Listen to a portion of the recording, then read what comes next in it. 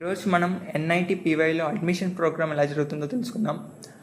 మనకు స్టార్టింగ్లో లైబ్రరీ ఉంటుంది. లైబ్రరీలోనే మనకు అడ్మిషన్ ప్రోగ్రామ్ జరుగుతుంది. స్టార్టింగ్ మనకు యాంటీ ర్యాగింగ్ ఫామ్ ఇస్తారు. యాంటీ ర్యాగింగ్ ఫామ్ ఫిల్ చేయాలి. దాని తర్వాత గూగుల్ ఫామ్ కూడా ఫిల్ చేయాలి. అది చేసిన తర్వాత మనకు హాస్టల్ రూమ్ యొక్క ఫామ్ ఇస్తారు. ఆ ఫామ్ కూడా ఫిల్ చేయాలి.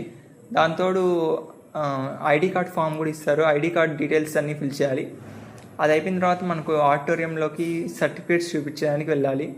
సర్టిఫికేట్స్ అంతా చూపించిన తర్వాత మనం ఈ PYకి సంబంధించిన యాప్ ఉంటుంది. ఆ యాప్లో మనం రిజిస్టర్ చేసుకోవాలి.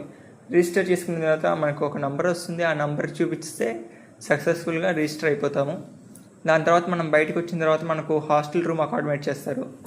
హాస్టల్ రూమ్ మనం తీసుకునేది ఏముండదు, వాళ్ళే ఇస్తారు. అంటే ఆర్డర్ వైజ్గా చూసుకుంటూ ఇస్తారు. నాకైతే గంగా హాస్టల్ వచ్చింది, 2nd ఫ్లోర్ 13th రూమ్.